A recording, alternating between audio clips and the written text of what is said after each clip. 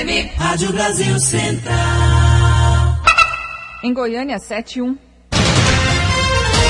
Agora, pela Rádio Brasil Central e RBC FM 90,1, o Mundo em sua casa. O jornal falado de maior tradição no Centro-Oeste brasileiro.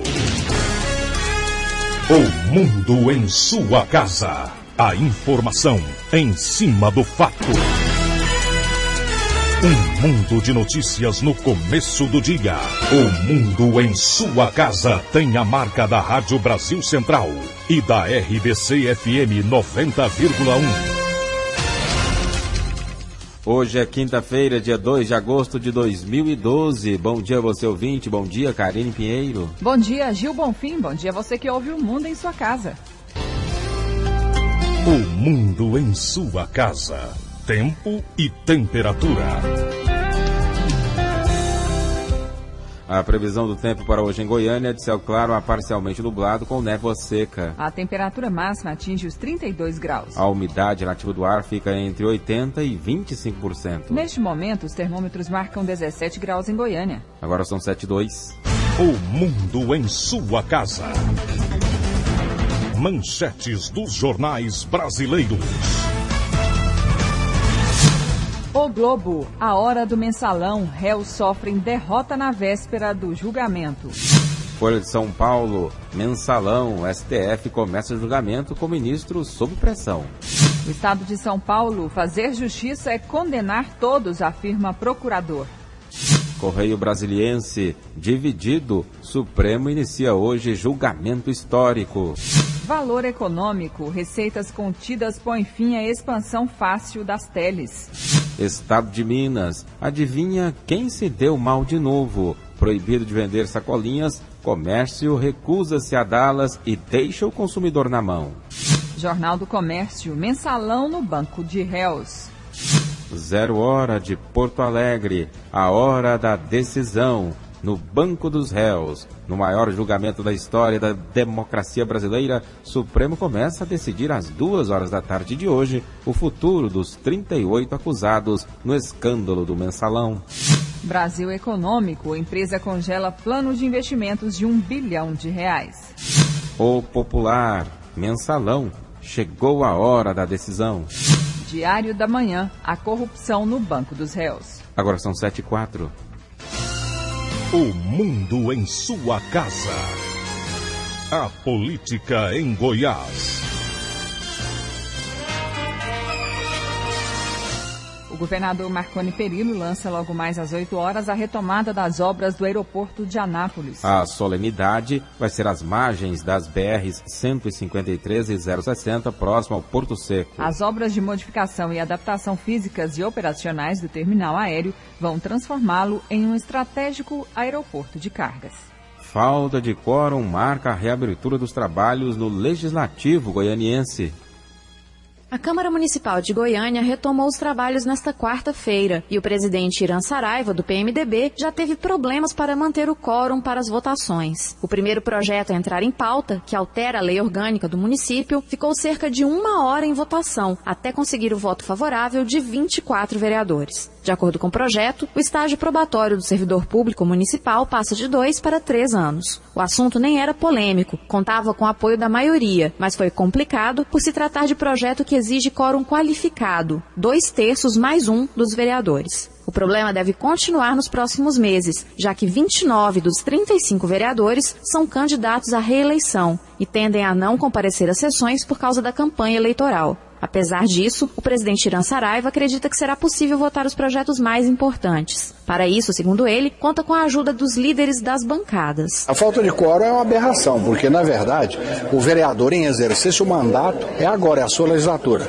A conquista de outra é um direito natural e todos vão disputar, e nessa disputa eles terão que estar em campanha, mas não pode olvidar o trabalho que tem que ser feito aqui na Câmara. Então a Câmara, a presidência, a mesa e todos os vereadores têm consciência que nós temos que estar aqui terças, quartas e quintas, votando, trabalhando, e aqueles que têm os seus gabinetes e queiram também continuar trabalhando, aí sim a Câmara estará dando toda a disposição. Nós estamos aqui preparados para o período e vamos trabalhar. No início desse semestre, um dos projetos mais polêmicos na Casa será o aumento de 35,5% no subsídio de vereadores, prefeito, vice-prefeito e secretários. Se aprovado, os vereadores passarão a receber R$15 mil a partir de janeiro de 2013. Segundo Irã Saraiva, o assunto tem sido tratado com politicagem, já que é prerrogativa do Legislativo votar os subsídios da legislatura seguinte. Não se trata de um aumento para o atual vereador, é a fixação dos subsídios para 4 anos, quer dizer, de 2013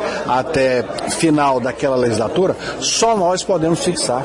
Então é regra constitucional, nós temos que votar e não há aumento para os atuais vereadores. Isso aí é uma definição também que o Congresso Nacional já vem desde a Constituição de 88, fixando. Nós não podemos fugir, sob pena de estarmos incorrendo numa ilegalidade, por isso que está sendo fixado. Apenas 6 vereadores se manifestaram contra o aumento de 35,5%. Elias Vaz, Giovanni Antônio, Fábio Caixeta, Anselmo Pereira, Jorge do Hugo e Santana Gomes. O projeto está em análise na Comissão de Finanças e deve ir à votação em plenário nos próximos dias. Heloísa Amaral para o Sistema Brasil Central de Rádio. 7:07. As eleições de outubro. Líder do governo na Assembleia Legislativa afirma que eleições não vão prejudicar os trabalhos da Casa. Na sessão de ontem, primeira depois do recesso, já deu para se sentir o clima dos trabalhos do período eleitoral. Dos 41 deputados, 27 marcaram presenças, mas poucos permaneceram no plenário até o fim. Tentou-se uma reunião na Comissão da Constituição e Justiça, mas não houve quórum. Para esse segundo semestre, o líder do governo, o deputado Helder Valim, do PSDB, está otimista. Olha, nós temos uma expectativa altamente positiva na Casa. A Assembleia vem semestre a semestre aumentando os índices de produtividade. Na verdade, os projetos que foram aprovados nesse primeiro semestre de 2012 superam o quantitativo que foi aprovado no primeiro semestre de 2011. A expectativa para o segundo semestre é a mesma. Nós já temos na Casa da Governadoria 19 projetos importantes que vão estar aquecendo o debate aqui na Casa, outros tantos estão para chegar, então nós vamos começar esse segundo semestre, mês de agosto, com muitas matérias que vai estar aí buscando a participação de segmentos organizados, da sociedade, para que a gente possa estar aprovando, discutindo, aprovando, se for o caso, estar melhorando esses projetos que estão tramitando na Casa. Libório Santos, Sistema Brasil Central de Rádio. 7:08. O processo contra o ex-senador Demóstenes Torres, acusado de ser o braço político do empresário Carlos Augusto Ramos, o Carlinhos Cachoeira, não será julgado pelo Supremo Tribunal Federal. A decisão foi tomada pelo relator do caso, Ricardo Lewandowski, levando em conta a cassação recente do político. O caso saiu do STF e foi encaminhado ao Tribunal Regional Federal da Primeira Região. O processo não será analisado por um juiz de primeira instância, porque Demóstenes é procurador do estado de Goiás e tem prerrogativa de ser julgado apenas pelo órgão colegiado. Demóstenes também enfrenta um processo administrativo na Corregedoria do Ministério Público de Goiás que pode implicar a perda de seu cargo, do qual estava afastado desde 1999 por se dedicar à vida política. Diretor de construtora se cala na CPI do Cachoeira. Na primeira reunião, depois do recesso parlamentar, a CPI da Assembleia Legislativa, que investiga o envolvimento de autoridades com a contravenção e irregularidades na Delta e na Gerplan, retomou os depoimentos. O delegado da Polícia Civil, Edmundo Dias, e presidente da Agência Goiana do Sistema de Execução Penal, falou na condição de testemunha. Também compareceu para depor o empresário Fábio Passaglia, ex-diretor da Comissão de Compras e Licitação da Prefeitura de Goiânia, mas ele apresentou habeas corpus emitido pelo Tribunal de Justiça, garantindo-lhe o direito de permanecer calado, e foi o que aconteceu. O deputado Thales Barreto, do PTB, e relator da comissão, explica o porquê seria importante que Passaglia falasse à CPI. A ligação forte com o ex-prefeito Elis Rezende, com a filha dele, com o genro dele, os valores que tinham na construtora, que como chefe de licitação foram recebidos, informações são claras em relação a isso. Então, nós tínhamos um leque de perguntas e informações que, com certeza, se pudesse esclarecer, seria extremamente importante, que era o próprio esquema do Carlos Cachoeira. Nós sabemos sabemos que a Delta cresceu com a força da administração de Rezende, isso é muito claro. A Delta é uma empresa que chegou aqui e tornou-se uma grande empresa e hoje está atuando fortemente em vários municípios, como a Aparecida de Goiânia, o município de Goiânia, município de Anápolis, município de Catalão. São vários municípios que uma construtora normal, em 5 anos, 6 anos, ela se tornou uma das maiores. E também no Brasil, né? Nós vemos, por exemplo, a construtora Delta, a partir do momento que teve um construtor com Zé Disseu, se tornou a maior empresa do PAC. E nós sabemos que a influência política foi muito forte. E aqui tinha influência forte com o contraventor Carlos Cachoeira em relação à construtora Delta, principalmente com os municípios. Também na reunião de ontem, o presidente da comissão, deputado Hélio de Souza, anunciou que já foi definida a data para colher o depoimento de Carlos Augusto Ramos, Carlos Cachoeira. Nós já conseguimos agendar para o dia 8 de agosto, às 11 horas, o depoimento do senhor Carlos Cachoeira. Eu acho que é um fato relevante e conseguimos a liberação tanto da Polícia Federal em Goiás, como também do Tribunal de Justiça do Distrito Federal, onde um processo relativo ao senhor Carlos Cachoeira está em tramitação e, portanto, no meu entendimento, estamos alcançando os objetivos. Será que aqui Carlos Cachoeira fala nesse CPI? O que a gente entende é que ele tem manifestado que no momento oportuno ele iria falar. Nós não temos nenhum documento nesse momento que lhe dá o direito de ficar em silêncio. Vamos torcer para que isso não aconteça. Hoje de manhã a CPI se reúne e colhe mais depoimentos. Um deles é de Ozenir Pereira Soares, testemunha em atentado ocorrido contra a casa do ex-senador Demóstenes Torres em 2005. Ibório Santos, Sistema Brasil Central de Rádio.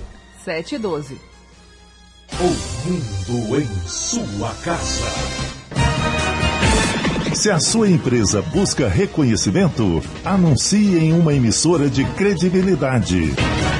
Rádio Brasil Central 1270, AM, ondas curtas e tropicais. A certeza de resultado. Qualidade com alcance em todo o território nacional. Ligue 3201-7686. Rádio Brasil Central. Comunicando com o mundo. O mundo em sua casa. Política Nacional.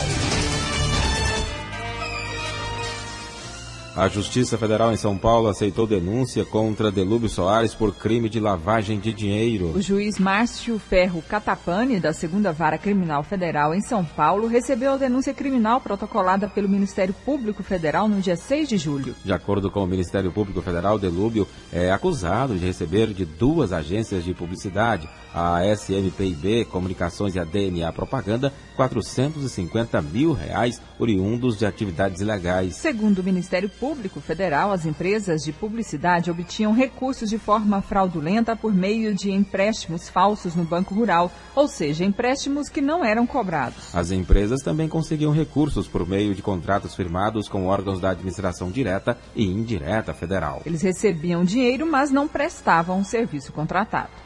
O Tribunal de Contas da União informou nesta quarta-feira que estão suspensos os efeitos da decisão que considerou regular o contrato entre o Banco do Brasil e a Agência de Publicidade Mineira DNA de Marcos Valério, um dos 38 réus no processo do Mensalão e acusado de ser o operador do esquema.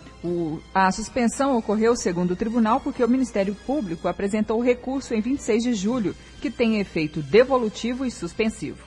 E às vésperas do julgamento dos réus do Mensalão no Supremo Tribunal Federal, petistas goianos procuram mostrar que não estão preocupados com a repercussão do caso nas eleições deste ano e defendem o colega de partido Delúbio Soares, um dos réus do processo. Um dos coordenadores da campanha de reeleição do atual prefeito de Goiânia, Paulo Garcia, disse que o julgamento não vai atrapalhar a avaliação dos eleitores sobre o candidato. Osmar Magalhães, porém, acha estranho o julgamento ter sido marcado justamente para este início de semestre eleitoral. Segundo Osmar, o PT espera do STF um julgamento técnico e não político. Agora são 7h14. Réus e empresas ligadas ao processo do Mensalão devem pelo menos 64 milhões de reais à Receita Federal. Segundo reportagem do jornal Folha de São Paulo, os valores podem ficar ainda maiores se forem atualizados com base no ano em que deveriam ter sido pagos à União. Órgão do Ministério da Fazenda aponta que o empresário Marcos Valério e outros réus cometeram diversas infrações, como movimentação de dinheiro de origem não declarada, uso de notas fiscais frias e outras fraudes contábeis para justificar a entrada e saída de recursos. Além disso, o grupo mandava desde 2002 dinheiro ilegalmente ao exterior. Delator do Mensalão tem tumor maligno no pâncreas. O tumor que atinge o pâncreas do presidente do PTB, Roberto Jefferson, é maligno, ao contrário do que havia mostrado o exame preliminar feito no sábado, após a cirurgia para extrair parte do nódulo de 4 centímetros. A confirmação foi feita ontem pela assessoria de imprensa do ex-deputado. O ex-deputado continua internado. Ele é um dos principais réus do processo do Mensalão, que o Supremo Tribunal Federal começa a julgar hoje. Ele foi o delator do esquema. Roberto Jefferson teve o mandato cassado na Câmara e responde por corrupção passiva e lavagem de dinheiro. O Procurador-Geral da República, Roberto Gurgel, ainda não decidiu se pedirá a exclusão do ministro Antônio Dias Toffoli do quadro dos 11 julgadores do STF. Gurgel disse que só irá se posicionar sobre o assunto hoje, quando o Supremo Tribunal Federal começa a julgar o processo. Indicado ao STF pelo então presidente Luiz Inácio Lula da Silva em 2009, Toffoli tem forte ligação com o PT, do qual foi advogado, e com o ex-ministro José Dirceu, que foi assessorado por ele quando chefiava a Casa Civil da Presidência da República. Toffoli também foi sócio de escritório de advocacia que defendeu 3 acusados no processo do Mensalão e sua companheira Roberta Rangel defendeu 2 dos réus, mas já deixou o caso. Agora são 7h17. José Sarney diz que julgamento do Mensalão deve acontecer sem pressão. O presidente do Senado, José Sarney, do PMDB do Amapá, afirmou que espera que o julgamento do processo do Mensalão, que começa nesta quinta-feira, seja realizado pelos ministros do Supremo Tribunal Federal sem emoção. De acordo com o presidente da Casa, a sociedade espera que o STF consiga realizar um julgamento isento. Esse é um problema da justiça e que toda a nação está esperando é que seja um julgamento isento, um julgamento justo, um julgamento que atenda a essas expectativas nacionais, mas ao mesmo tempo que ele seja feito sem pressão e sem emoção. Os 38 réus do processo respondem aos crimes de corrupção ativa, corrupção passiva, evasão de divisão, formação de quadrilha, gestão fraudulenta, lavagem de dinheiro e peculato. A pena mínima é de 1 ano de prisão para formação de quadrilha e a máxima de 12 anos para peculato, gestão fraudulenta e corrupção ativa e passiva. Embora parte dos réus seja ligada ao governo do ex-presidente da República, Luiz Inácio Lula da Silva, Sarney disse que espera que o julgamento não sofra interferências políticas. Eu acho que a justiça justamente é feita para não ter influência política nenhuma. Tanto que quando nós tivemos os primórdios da democracia, da organização, foram os ingleses quem fizeram, há uma frase que lá está consagrada que sem justiça seria impossível democracia. Justiça significa justamente independência e que ela possa julgar todos nós, cidadãos, baseado nas leis, nas garantias constitucionais. Durante o período do julgamento do Mensalão, que também coincide com o período das eleições municipais, o Senado pretende realizar semanas de esforço concentrados para a votação de projetos. De Brasília, Ronaldo Berwanger. 7h18. O mundo em sua casa. Mesmo quando não está chovendo, o mosquito da dengue continua transmitindo a doença. Então faça chuva ou faça sol, o combate não pode parar. Toda semana tire 10 minutos para fazer a sua parte. Elimine a água parada, deixe caixa d'água bem tampada e nada de garrafas ou pneus dando sopa para o mosquito. Se você ficar parado, o tempo pode ficar feio, porque a dengue mata. Secretaria de Saúde, SUS e Governo de Goiás. O mundo em sua casa. Um mundo de notícias no começo do dia.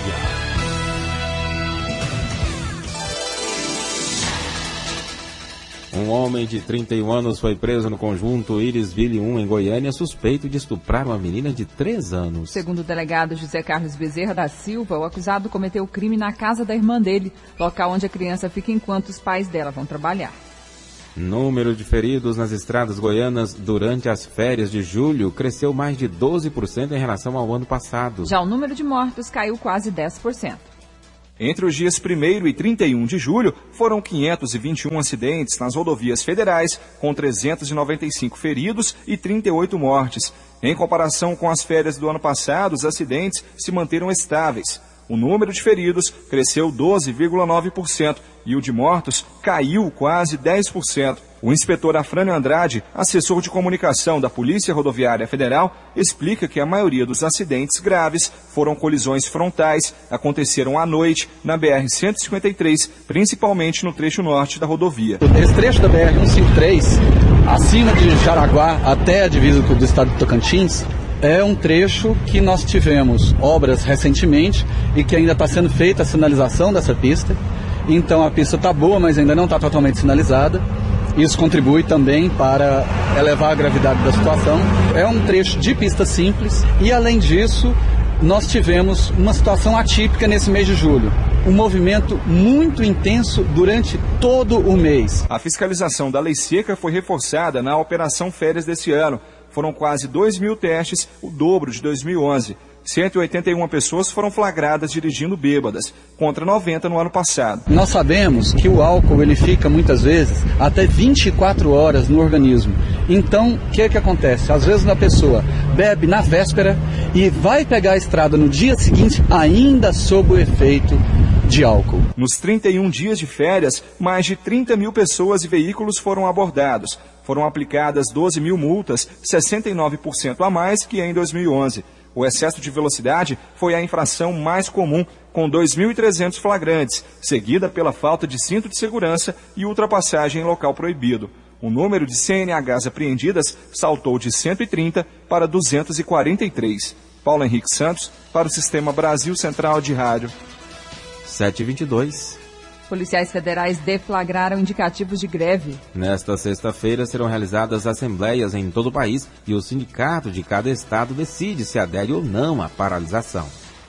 Em Goiás, a assembleia está marcada para as 9 horas da manhã, no dia 3, na sede do Sindicato da Polícia Federal, próximo ao Campo do Goiás. Os agentes reivindicam a reestruturação da carreira, para que a remuneração passe do nível médio para nível superior. Além disso, pedem também a saída do diretor-geral da Polícia Federal, Leandro Daiello. Os agentes estão insatisfeitos com a gestão de Leandro e dizem que ele não representa a categoria e privilegia apenas os delegados. O presidente do Simpef Goiás, Adair Ferreira, explica o que deve parar caso a greve seja aprovada amanhã. Investigações policiais vão ser parte do atendimento ao público que diz respeito à fiscalização da Polícia Federal, como segurança privada, fiscalização de armas, questão de passaporte também, um pouco vai ser restringido, porque alguns servidores podem aderir. Questão de plantão também. Segundo dados do sindicato, o ideal seria a relação de 5 agentes para cada delegado, o que não acontece nem no estado, nem no país. O que, segundo o sindicato, comprova o slogan do movimento: o Brasil precisa da Polícia Federal, mas os agentes não estão sendo valorizados. Os servidores administrativos da Polícia Federal, ligados a outro sindicato, o Sintec, também vão decidir se aderem à greve. São cerca de 3.000 servidores em todo o país, entre administrativos, médicos, enfermeiros e assistentes sociais. A presidente do Sintec Goiás, Deuzira Alves, fala sobre a negociação do governo com a categoria. Desde 2007, os administrativos negociam sem sucesso a reestruturação da carreira, junto ao Ministério do Planejamento. Por 2 vezes o governo chegou a firmar termo de compromisso. Foi em março de 2008, vocês lembram da nossa paralisação. Com prazo de 180 dias, ele não cumpriu. E agora em agosto de 2011, com prazo até março de 2012, também ele não cumpriu. É por isso que nós estamos caminhando para uma possível greve. Os sindicatos já avisaram que, caso a greve seja deflagrada, eles vão cumprir a determinação legal e 30% do efetivo vai continuar desenvolvendo as atividades. Riva Cran, para o Sistema Brasil Central de Rádio. E os peritos criminais e médicos legistas concordaram em voltar ao trabalho depois de 22 dias de greve. O governador Marconi Perillo se comprometeu em avaliar a situação da categoria. Depois de 22 dias parados, os médicos legistas e peritos criminais farão uma espécie de mutirão para pôr o serviço em dia. São 3.000 laudos acumulados em todo o estado, quantidade 3 vezes maior do que o normal. Mas esse volume já era previsto, como explica o presidente do Sindiperícias, Antônio Carlos Macedo. Os servidores vão trabalhar aí diuturnamente e fazer mutirões aí para ver se põe em dias aí esses laudos periciais aí, para que eu acredito que em poucos dias os laudos voltem à normalidade, sejam expedidos com normalidade. A categoria, ela já, a partir do meio-dia de hoje, já retornou e já exerce suas atividades laborais de forma normal. A suspensão da greve dos peritos e médicos legistas foi decidida após uma reunião com o governador Marconi Perillo. Apesar de nós não termos aí uma contraproposta, né, fixa, um valor fixo aí, não terem emitido, nós achamos que o governador, por ter nos recepcionado e ter se mostrado sensível aí à categoria e já ter agendado, né, reuniões aí com os secretários de Segurança Pública e de Planejamento, nós esperamos aí avançar aí nessas negociações aí. Os agentes auxiliares de autópsia que fazem recolhimento dos corpos ainda continuam em greve, pois eles fazem parte do Sindicato da Polícia Civil. Yara Galvão para o Sistema Brasil Central de Rádio. Agora são 7h26. Um tatuador foi baleado no final da tarde de ontem na Vila Pai Eterno, em Trindade. De acordo com a polícia militar, a vítima de 30 anos estava fechando a loja em que trabalhava quando uma pessoa chegou de moto e efetuou vários disparos. O Corpo de Bombeiros prestou os primeiros socorros e levou o homem para o Hospital de Urgências de Goiânia. O atirador fugiu sem ser identificado. O motivo do crime ainda é desconhecido. De acordo com a PM, o tatuador seria usuário de drogas e tem passagens pela polícia. E menino de 11 anos morre afogado no rio Meia Ponte. 3 adolescentes se afogaram no rio Meia Ponte, no setor Brisa das Matas, região noroeste de Goiânia. Um adulto que estava no local conseguiu salvar 2 dos adolescentes afogados, mas Pedro Ramon, de 11 anos, afundou e sumiu nas águas do Meia Ponte. O tenente do Corpo de Bombeiros, Josimar Rodrigues, informa detalhes do incidente. Tinha 3 crianças e um adulto tomando banho. As crianças não sabendo nadar, começaram a se afogar. O adulto tentou tirar as 3, não conseguiu tirar 2 e uma afundou e parou mais ou menos 15 metros do local. É um local comum de banho dos moradores da região. De acordo com o tenente Josimar Rodrigues, os pais devem evitar que os filhos nadem desacompanhados. Os pais estar sempre orientando as crianças a evitar esses locais sozinhas, as crianças não procurar tomar banho em um local desse isolado, sem estar acompanhado dos pais. Né? Então, as crianças que vêm sozinhas, não sabendo nadar, infelizmente acontece isso. Patrícia Almeida para o Sistema Brasil Central de Rádio. 7h27. Governador Marconi Perillo lançará novas unidades de internação para menores infratores e licitação para reforma e ampliação das unidades já existentes. Goiás tem 10 centros de internação para menores infratores. 4 em Goiânia, sendo 2 deles nos batalhões da Polícia Militar. Outros 2 em Anápolis, 1 em Formosa, 1 em Lusiânia, 1 em Porangatu e 1 em Itumbiara. No total, eles recebem 400 jovens. Como o Estatuto da Criança e do Adolescente estabelece que a internação deve ocorrer perto da residência do menor infrator, o governador Marconi Perillo lançará na próxima semana a construção de mais 4 unidades em Rio Verde, São Luís de Montes Belos, Itaberaí e Caldas Novas. Outra licitação no valor de quase 6 milhões de reais prevê a reforma e ampliação dos prédios existentes e a construção de 2 em Goiânia, disse o secretário de Cidadania, Henrique Arantes. Esta outra licitação que já está para acontecer, nós descentralizamos o orçamento e está com a Getop, ela vai publicar o edital de licitação, acho que em 1 ou 2 semanas. Essa reforma, na verdade esse investimento, que é num volume de 5 milhões e 900 mil reais, vai ser para reformar todas as unidades que nós temos, que são 10, sendo elas 4 em Goiânia, 1 em Formosa, 1 em Lusiânia, 1 em Itumbiara, 2 em Anápolis, 1 em Porangatu. Nessas 10 unidades vão ser reformadas e vamos ampliar a unidade de Goiânia do caso do Vera Cruz, que é a maior unidade que nós temos aqui na capital. Nós vamos construir um novo pavilhão e esse novo pavilhão vai servir de imediato para que nós possamos tirar os internos que estão no CIP e no CIA, que são unidades instaladas dentro de batalhão de polícia, que a legislação não permite, nós temos que atender à lei. Então eles vão sair de lá e vão para esse novo pavilhão do caso do Vera Cruz e nós poderemos então desativar as unidades que estão transgredindo com a lei. O Conselho Nacional de Justiça avalia que o sistema socioeducativo em Goiás é um dos melhores do Brasil, mas porque, na maioria dos estados, a situação é ruim. Jânio Rodrigues para o Sistema Brasil Central de Rádio. Agora são 7h30. E agora o balanço do trabalho das polícias nas rodovias que cortam Goiás com Libório Santos. Bom dia. Bom dia, ouvintes da Brasil Central. Últimas 24 horas nas rodovias goianas, 20 acidentes, 9 feridos e 2 mortos. Os acidentes mais graves: atropelamento de pedestre BR-060, quilômetro 60, entre Abadiânia e Anápolis. Foi ontem por volta das 8 da noite. Uma Ford Ranger, placa NGZ 7756 de Goiânia. O motorista saiu ileso e o pedestre não foi identificado. Saída de pista, J239, quilômetro 16, entre Alto Paraíso e o povoado de São Jorge. Moto placa JJR 8206 de Alto Paraíso. O condutor Creone Fernandes da Silva, vítima fatal.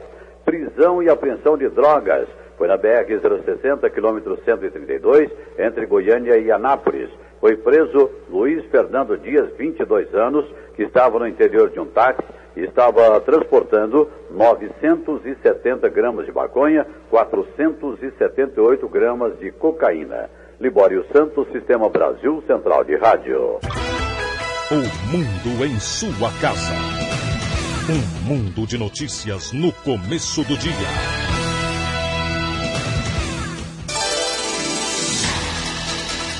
(7h31). Polícia Militar alerta usuários sobre riscos de delitos nos ônibus da capital. Comando do Policiamento da Capital realiza mais uma operação saturação nos terminais. A 17ª edição marca o retorno das atividades escolares, período em que há maior número de usuários do transporte coletivo, fator que incentiva oportunistas, ladrões e traficantes a praticarem atos delituosos.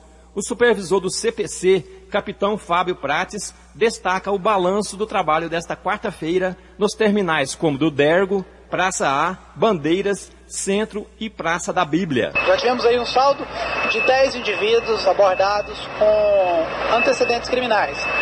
Felizmente não foi feito nenhum flagrante, né? Sinal que o policiamento está surtindo efeito. O policial destaca ainda alguns cuidados para os usuários de ônibus. Nós temos algumas recomendações para tomarem cuidado aí com as bolsas, as mochilas que trazem consigo. Você pode observar aqui, nós temos as mulheres trazendo a bolsa voltada para trás, o que não é seguro. Essa bolsa deve ser trazida junto ao corpo, na frente, ali debaixo dos olhos.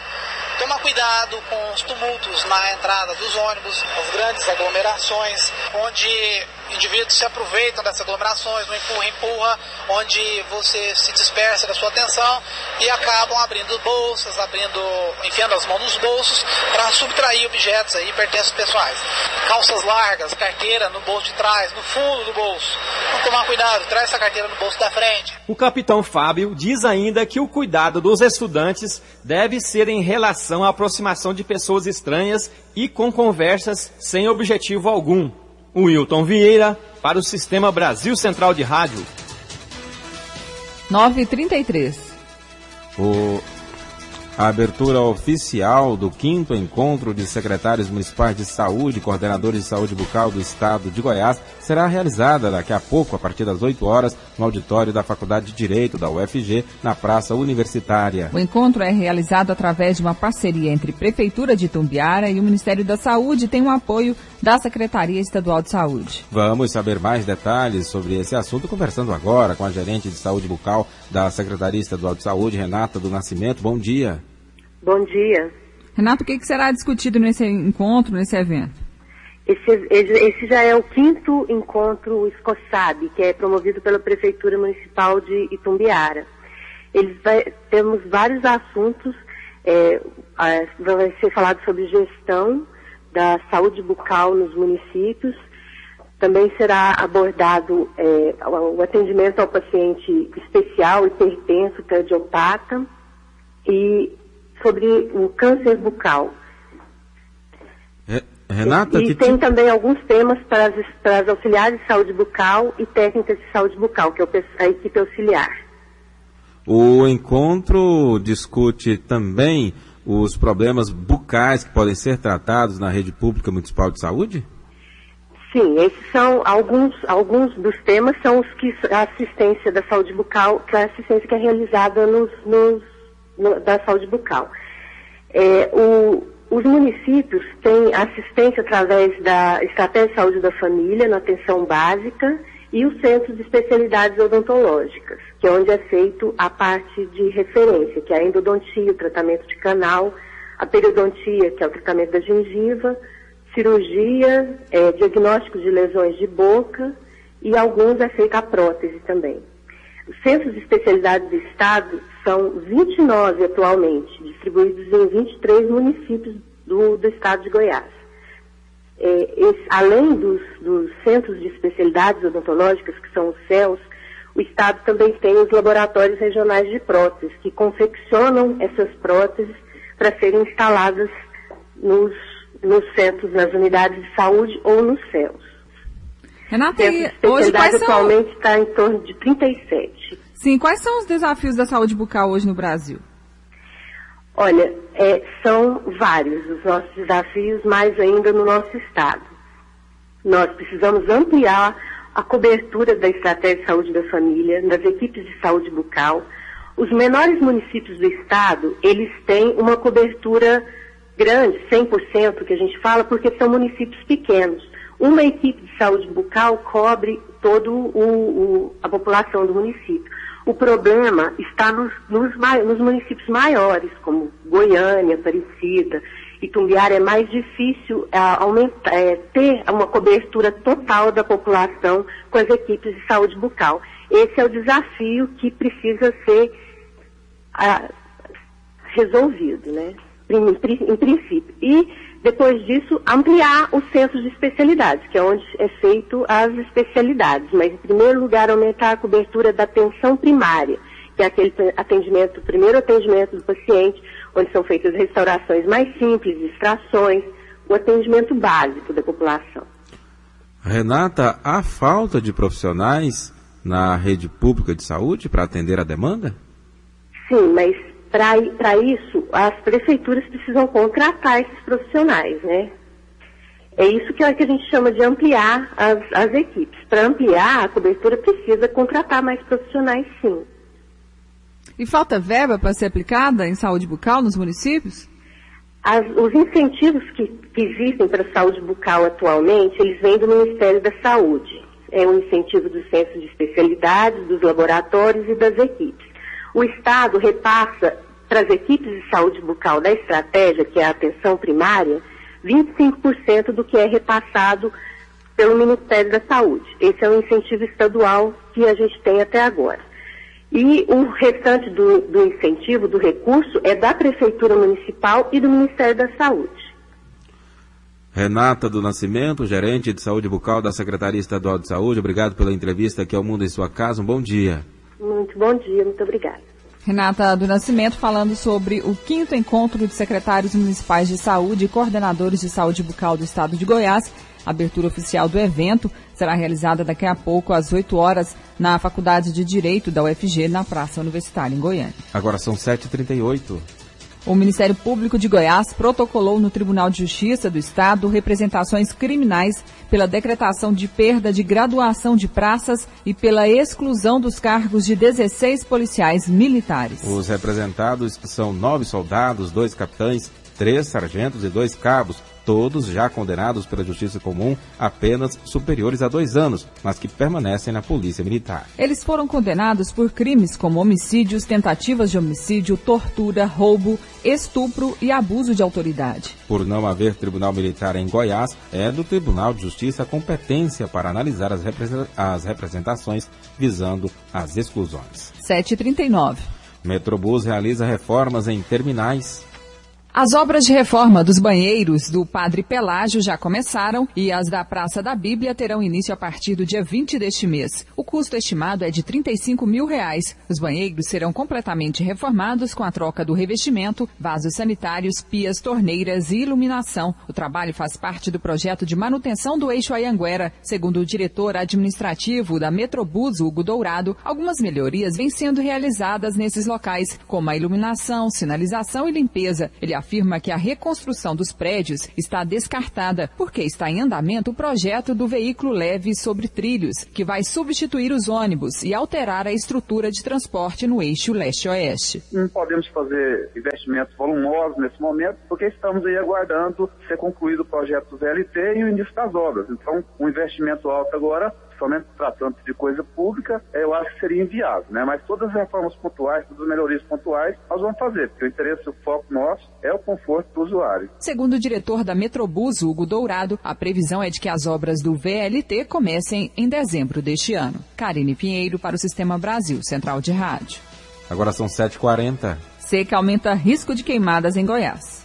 O período que mais favorece a ocorrência de queimadas no estado começa agora, em agosto, com a intensificação da estiagem. A vegetação seca e a baixa umidade relativa do ar ajudam a espalhar focos de incêndios, mas a ação humana tem sido a grande preocupação do Corpo de Bombeiros, conforme explica o subcoordenador da Operação Cerrado Vivo, capitão Éder Barbosa. O fator humano contribui sobremaneira porque existe chamados incendiários que colocam fogo na vegetação de forma criminosa, ou mesmo até aquelas pessoas que instintivamente costumam colocar fogo nos seus lotes para queimar o lixo e acaba provocando um incêndio em regiões vizinhas. Portanto, o fator humano, ele é realmente o maior problema enfrentado por nós. O capitão do Corpo de Bombeiros orienta que a população deve evitar queimar lixo em quintais e lotes vagos. Nós orientamos a população que não façam essa prática de colocar fogo no seu lote, porque isso pode causar incêndio de maiores proporções. E outra coisa, que nós temos também que se preocupar com a qualidade do ar. Devido à baixa umidade, o calor excessivo e no mês de agosto, a fumaça prejudica em muito a qualidade do ar, porque a fumaça ela possui mais de 70 substâncias tóxicas que podem ocasionar problemas respiratórios, principalmente nas nossas crianças. O subcoordenador da Operação Cerrado Vivo, capitão Éder Barbosa, informou ainda que o número de ocorrências de queimadas caiu 36% de janeiro a julho deste ano, em comparação com o mesmo período de 2011. Gil Bonfim para o Sistema Brasil Central de Rádio. 7h42. Número de transplantes em Goiás é o segundo melhor desempenho no país.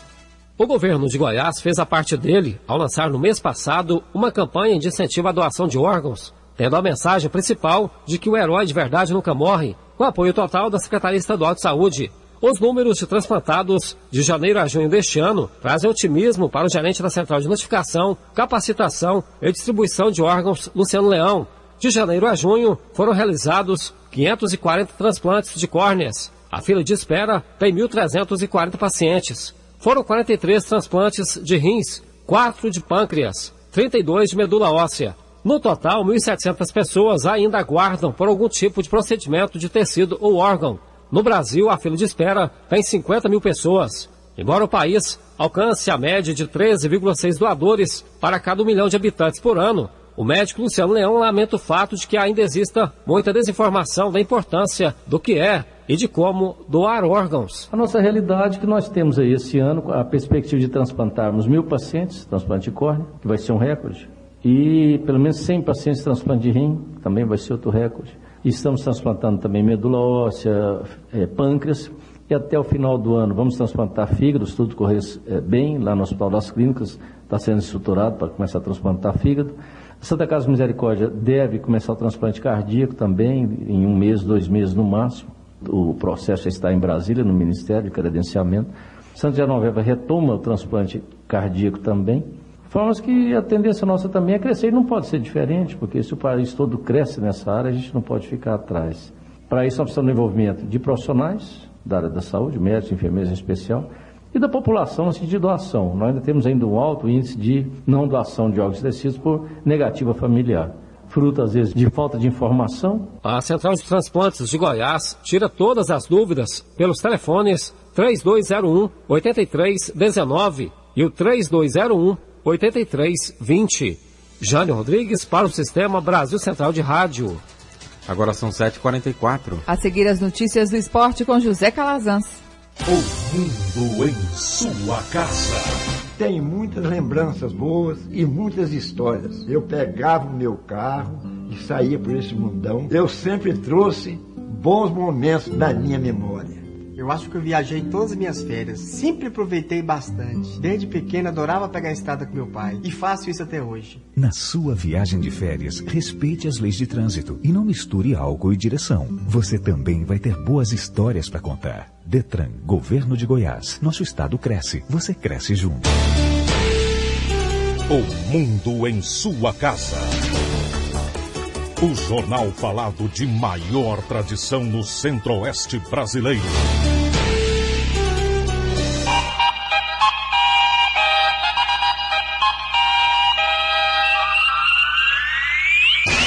O mundo em sua casa. Esporte. Bom dia. Brasil teve uma quarta-feira de razoável a boa nas Olimpíadas de Londres. Uma quarta-feira de vitórias no vôlei de praia, tanto no masculino quanto no feminino nos Jogos Olímpicos de Londres. O Brasil se deu bem com Juliana e Larissa no vôlei feminino, vencendo a dupla da República Tcheca, Hanekova e Kralapova por 2-0. Também vitória de Ricardo e Pedro Cunha, vencendo a dupla canadense Bistock e Rieder por 2-0. Hoje nós teremos no vôlei de praia, no masculino, Alisson e Emanuel, enfrentando uma dupla italiana, Thalita e Maria Elisa, enfrentando uma dupla da Áustria. Ontem, derrota do Brasil mais uma vez no basquete. Austrália 67, Brasil 61. Nós tivemos também ontem a derrota no vôlei. O Brasil perdeu por 3-0 para a Coreia do Sul. No futebol, o Brasil definiu a sua classificação em primeiro ao vencer por 3-0 a Nova Zelândia e joga no sábado contra Honduras pela fase quartas de final. Os outros confrontos, Grã-Bretanha e Coreia do Sul, Japão e Egito, México e Senegal. César Cielo não teve sucesso na natação, acabou chegando em 6º lugar nos 100 metros livres, sem medalhas, mas hoje César Cielo na piscina com a expectativa na sua prova preferida, os 50 metros. Já Thiago Pereira está classificado e também briga por medalhas nos 200 metros medley. Nesta quinta-feira nós teremos nos esportes coletivos o basquete masculino, Brasil e Rússia, 12h45, às 4 da tarde no vôlei masculino, Brasil e Estados Unidos. Brasileiros em ação no tiro, judô, remo, hipismo e boxe nesta quinta-feira dos Jogos Olímpicos, que ainda apresenta a China na liderança, 17 medalhas de ouro, 30 no total. Estados Unidos em segundo, 12 de ouro, 29 no total. O Brasil é o 17º, mantém as 3 medalhas, uma de ouro, uma de prata e uma de bronze. Humberto Castro para o Sistema Brasil Central de Rádio. 7h47. Com menos de 1.000 pagantes no Serra Dourada, Atlético empata em casa com Figueirense pela Copa Sul-Americana. O Atlético estreou ontem em sua primeira vez em uma competição internacional, a Copa Sul-Americana, empatando diante do Figueirense em 1-1 no estádio Serra Dourada. Márcio, cobrando pênalti no primeiro tempo, fez o gol do Atlético e Louco Abreu, escorando um cruzamento, acabou empatando o jogo no segundo tempo. Com este resultado, o Atlético terá que, pelo menos, fazer um gol no estádio Orlando Scarpelli para se classificar. O empate 1-1 leva a decisão para os pênaltis. 0-0 a classificação será do Figueirense, por uma margem superior a 2 gols da Atlético. Em caso de vitória, o vencedor será o classificado à próxima fase da Copa Sul-Americana. O próximo jogo será dia 23 de agosto, lá no estádio Orlando Scarpelli, em Florianópolis. Sábado tem jogo pelo Campeonato Brasileiro, 6h30, Serra Dourada, diante do Botafogo. Eric Maravilha, para o Sistema Brasil Central de Rádio. Outros 3 jogos foram realizados ontem pela Sul-Americana. São Paulo 2, Bahia 0, Deportivo Quito 1, León de Huánuco do Peru 0 e Palmeiras 2, Botafogo 0. Hoje mais 4 partidas, Índigas do Peru e Milionários de Bogotá, La Equidad da Colômbia e Mineiros de Guaiana da Venezuela, Blooming da Bolívia e Universidade Católica do Chile e Monagas da Venezuela e LDU Loja do Equador. 7h50. Artilheiro do Goiás em 2012 volta no jogo contra o Ipatinga.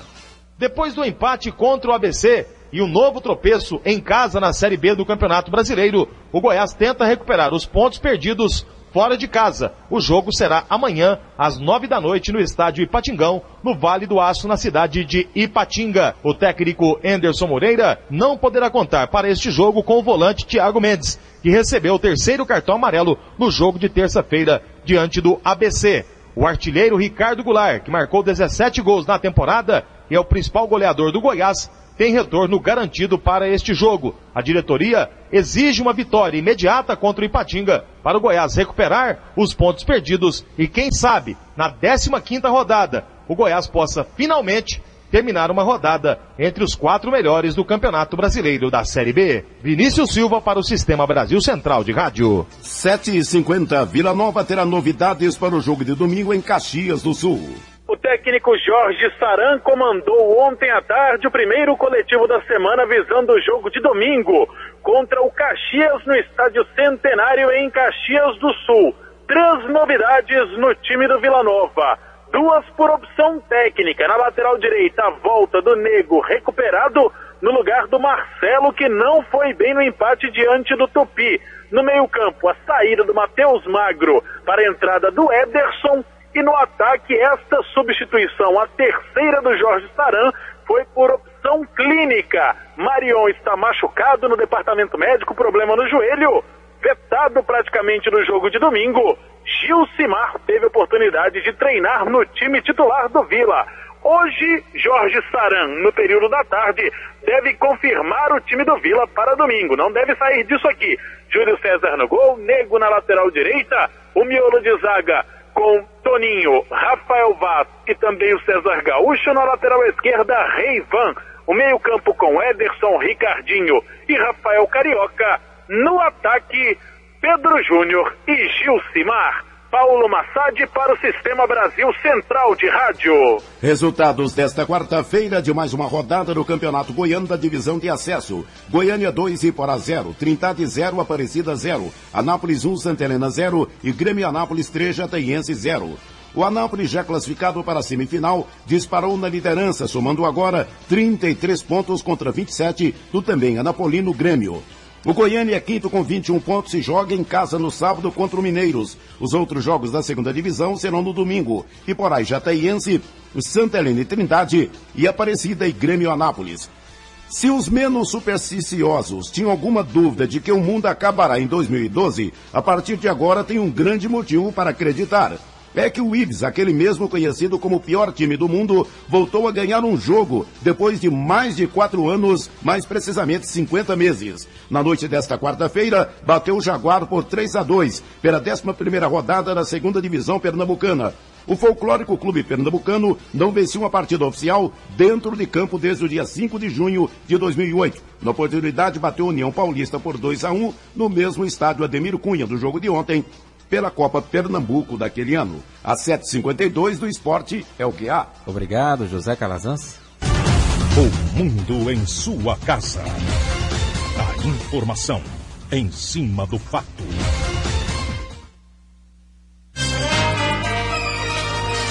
Começou a vigorar o reajuste tarifário para o transporte rodoviário intermunicipal de passageiros de Goiás. O reajuste foi de quase 5%. Trabalhador reincidente no seguro-desemprego agora precisa se qualificar para receber o benefício.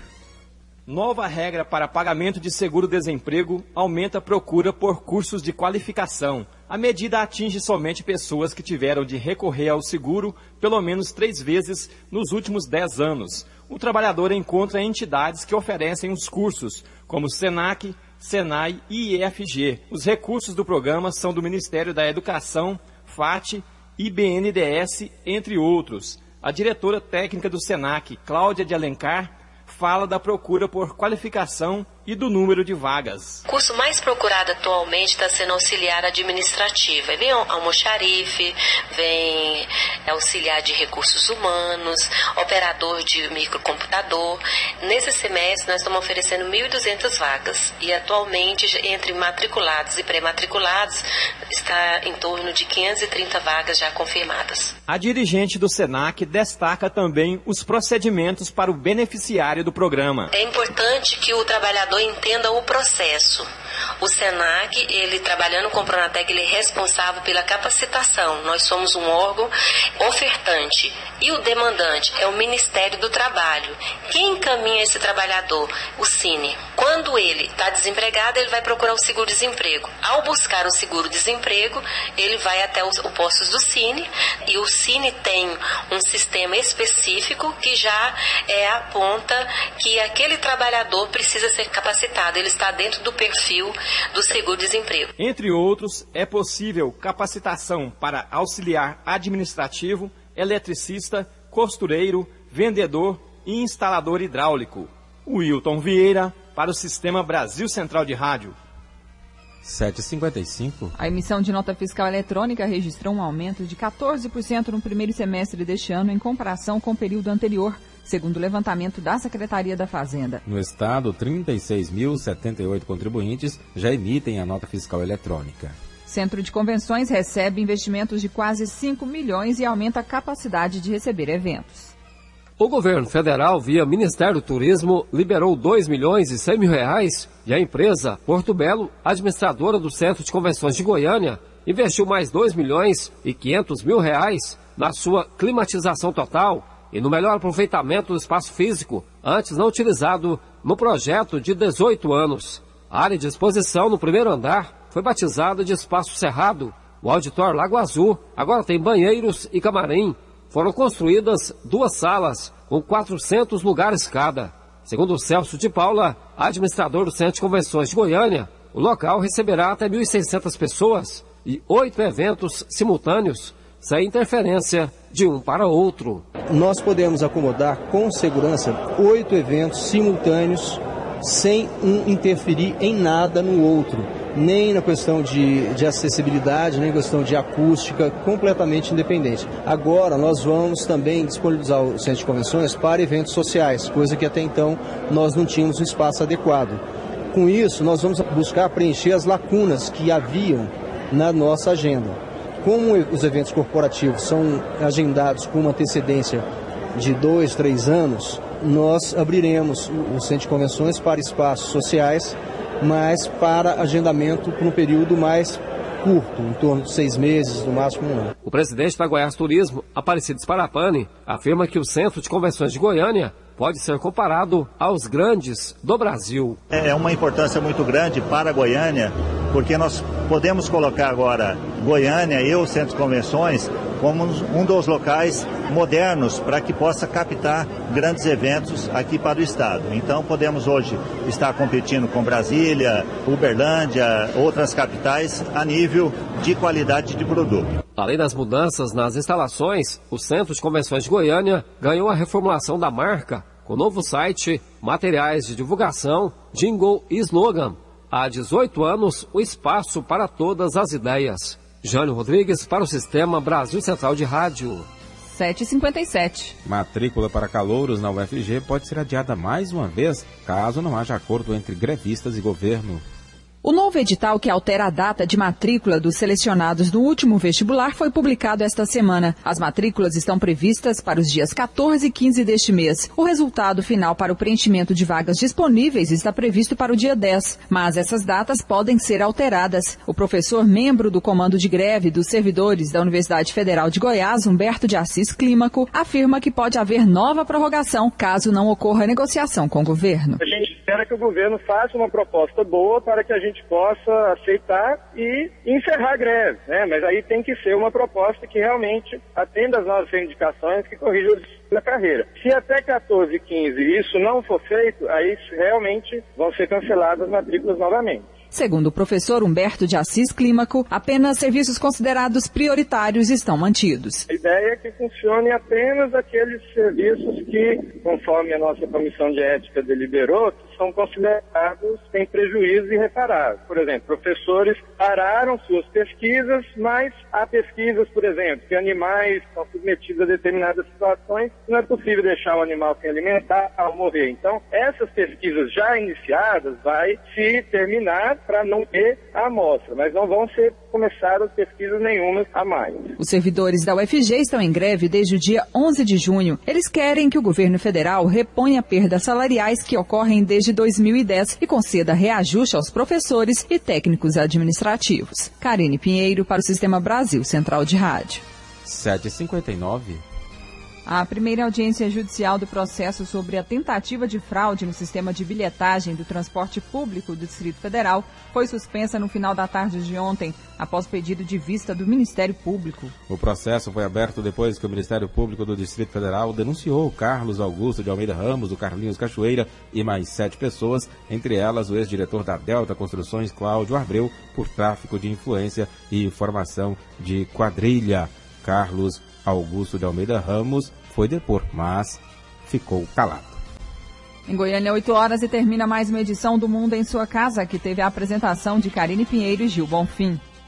Redação e edição, Adam Mendes, Antônio Correia, Marcelo Cabral e Wendel Franco. Direção de estúdio, Luzani Gomes. Chefes de reportagens, Ione Chagas e Almir Costa. Operação de áudio, Altair José. Central técnica, Frederico Pita. Gerência do sistema de rádio, Suede Barbosa. Direção de tele e radiodifusão, Abadia Lima. O Mundo em Sua Casa volta amanhã às 7 da manhã. Obrigado pela sua audiência e até lá. Bom dia, Karine. Bom dia, até amanhã.